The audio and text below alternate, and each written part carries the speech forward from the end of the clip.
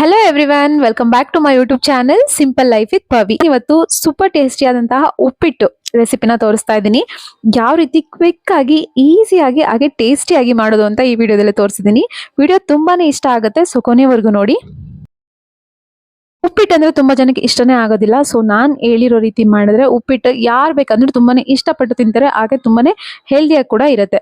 So ಈ ಉಪ್ಪಿಟ್ಟು ರೆಸಿಪಿನ ಯಾವ ರೀತಿ ಮಾಡೋದು ಅಂತ ನಾನು ಇವಾಗ ಇಂಗ್ರೀಡಿಯೆಂಟ್ಸ್ ನ ಮೊದಲೇದಾಗಿ ತೋರಿಸ್ಬಿಡ್ತೀನಿ. ಸೊ ನೋಡ್ಕೊಳ್ಳಿ, ನಾನಿಲ್ಲಿ 2 ದೊಡ್ಡ ಸೈಜಿನ ಈರುಳ್ಳಿನ ತಗೊಂಡಿದ್ದೀನಿ. ಉಪ್ಪಿಟ್ಟಿಗೆ ಈರುಳ್ಳಿನ ಸ್ವಲ್ಪ ಜಾಸ್ತಿ ಹಾಕಿದ್ರೆ ತುಂಬಾನೇ ಚೆನ್ನಾಗಿರುತ್ತೆ. ಸೊ 2 ದೊಡ್ಡ ಸೈಜಿನ ಈರುಳ್ಳಿನ ತಗೊಂಡಿದ್ದೀನಿ.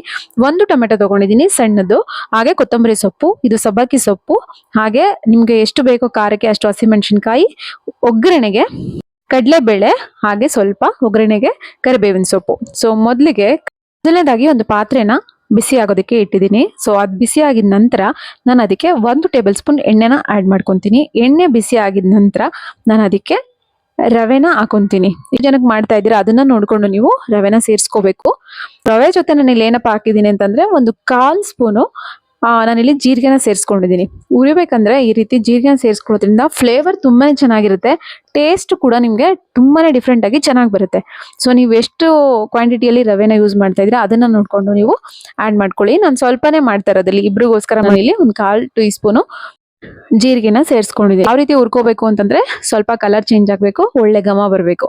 ಸೊ ಹುರ್ಕೊಂಡು ಇವಾಗ ನಾನು ರವೆನ ಸೈಡ್ಗೆ ತೆಟ್ಕೊಂಡಿದ್ದೀನಿ. ಹಾಗೆ ನಾನು ಇವಾಗ ಬಿಸಿ ಆಗಿದ ನಂತರ ಎಣ್ಣೆನ ಹಾಕೊಂತಾ ಇದ್ದೀನಿ. ಸೊ ನಿಮ್ಗೆ ಎಷ್ಟು ಎಣ್ಣೆ ಬೇಕು ನೋಡ್ಕೊಂಡು ಹಾಕೊಳ್ಳಿ. ಎಣ್ಣೆ ಬಿಸಿ ಆಗಿದ ನಂತರ ನಾನು ಅದಕ್ಕೆ ಒಗ್ಗರಣೆಗೆ ಸಾಸಿವೆನ ಹಾಕೊಂತಾ ಇದ್ದೀನಿ.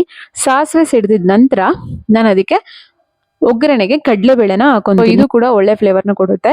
ಕಡಲೆಬೇಳೆ ಹಾಕೊಂಡು ಕಡಲೆಬೇಳೆ ಕಲರ್ ಚೇಂಜ್ ಆಗಬೇಕು. ಕಡಲೆಬೇಳೆ ಫ್ರೈ ಆಗಿದ ನಂತರ ನಾನು ಅದಕ್ಕೆ ಹಸಿಮೆಣಸಿನ್ಕಾಯಿನ ಹಾಕೊಂತಾ ಇದ್ದೀನಿ. ನಿಮ್ಗೆ ಖಾರಕ್ಕೆ ಎಷ್ಟು ಬೇಕು ಅಷ್ಟು ಹಸಿಮೆಣಸಿನ್ಕಾಯಿನ ನೀವು ಹಾಕೊಬಹುದು. ಸೊ ಹಸಿಮೆಣಸಿನ್ಕಾಯಿ ಸ್ವಲ್ಪ ಫ್ರೈ ಆಗಿದ ನಂತರ ನಾನು ಅದಕ್ಕೆ ಹೆಚ್ಚಿಟ್ಕೊಂಡಿರುವಂತ ಈರುಳ್ಳಿನ ಸೇರಿಸ್ಕೊಂತಾ ಇದ್ದೀನಿ. ಈರುಳ್ಳಿ ಚೆನ್ನಾಗಿ ಕಲರ್ ಚೇಂಜ್ ಆಗಬೇಕು, ಈರುಳ್ಳಿ ಚೆನ್ನಾಗಿ ಫ್ರೈ ಆಗಬೇಕು. ಈರುಳ್ಳಿ ಫ್ರೈ ಆಗಿದ ನಂತರ ನಾನು ಇಂಗನ್ನ ಸೇರಿಸ್ಕೊಂತಾ ಇದ್ದೀನಿ. ಇಂಗು ತುಂಬಾ ಡೈಜೆಷನ್ಗೆ ಒಳ್ಳೇದು. ಸೊ ಅದಕ್ಕೋಸ್ಕರ ನಾನು ಇಲ್ಲಿ ಇಂಗನ್ನ ಸೇರಿಸ್ಕೊಂತಾ ಇದ್ದೀನಿ. ಕಂಪ್ಲೀಟ್ಲಿ ಆಪ್ಷನಲ್, ನಿಮ್ಗೆ ಬೇಕು ಅಂದ್ರೆ ಹಾಕೊಬಹುದು, ಇಲ್ಲಾಂದ್ರೆ ಪರವಾಗಿಲ್ಲ. ಈ ರೀತಿ ನೀಟಾಗಿ ಮಿಕ್ಸ್ ಮಾಡಿ ಕರಿಬೇವಿನ ಸೊಪ್ಪನ್ನ ಕೂಡ 5 ಎಲೆನ ಹಾಕೊಂತಾ ಇದ್ದೀನಿ. ಎಲ್ಲ ಫ್ರೈ ಆಗಿದ ನಂತರ ನಾನು ಇಲ್ಲಿ ಏನು ಹೆಚ್ಚಿಟ್ಕೊಂಡಿದ್ದೆ ಸಬ್ಬಕ್ಕಿ ಸೊಪ್ಪು, ಈ ಉಪ್ಪಿಟ್ಟಿಗೆ ಟೇಸ್ಟ್ ಕೊಡೋದೇ ಸಬ್ಬಕ್ಕಿ ಸೊಪ್ಪು, ತುಂಬಾನೇ ಚೆನ್ನಾಗಿರುತ್ತೆ. ಇದನ್ನ ಇವಾಗ ಹಾಕೊಂತಾ ಇದ್ದೀನಿ. ಇದು ಸ್ವಲ್ಪ ಫ್ರೈ ಆಗಿದ ನಂತರ ನಾನು ಇದಕ್ಕೆ ಹೆಚ್ಚಿಟ್ಕೊಂಡಿರುವಂತ 1 ಟೊಮೆಟೊನ ಸೇರಿಸ್ಕೊಂತೀನಿ. ನೋಡೋದಕ್ಕೆ ಎಷ್ಟು ಚೆನ್ನಾಗಿ ಕಾಣ್ತಿದೆ ನೀವೇ ನೋಡಿ. ಸೊ ಟೊಮೆಟೊ ಹಾಕೊಂಡು ನಾನು ಅದಕ್ಕೆ ಉಪ್ಪನ್ನ ಕೂಡ ಸೇರಿಸ್ಕೊಂತೀನಿ. ಸೊ ನಿಮ್ಗೆ ಎಷ್ಟು ಉಪ್ಪು ಬೇಕು ನೀವು ರುಚಿಗೆ ತಕ್ಕಷ್ಟು ಉಪ್ಪನ್ನ ಕೂಡ ಸೇರಿಸ್ಕೋಬೇಕು.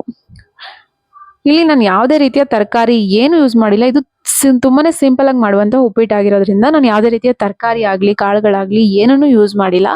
ಬಟ್ ಇದು ತುಂಬಾನೇ ಟೇಸ್ಟಿ ಆಗಿರುತ್ತೆ. ಸೊ ಇವಾಗ ನಾನು ನೀರು ಎಷ್ಟು ಬೇಕು ನೋಡ್ಕೊಂಡು ನೀರನ್ನ ಹಾಕೊಂತಾ ಇದ್ದೀನಿ. ನೀವು ರವೆ ಎಷ್ಟು ತಗೊಂತೀರಾ ಅದಕ್ಕೆ 2ರಷ್ಟು ನೀವು ನೀರನ್ನ ಸೇರಿಸಬೇಕಾಗುತ್ತೆ.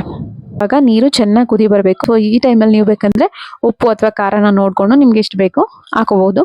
ಈ ರೀತಿ ಚೆನ್ನಾಗಿ ಕುದಿತಾ ಇದೆ, ಕುದಿ ಬಂದಿದೆ. ಇವಾಗ ನಾನು ಹುರಿದಿಟ್ಕೊಂಡಿರುವಂತ ರವೆನ ಸೇರಿಸ್ತಾ ಇದ್ದೀನಿ.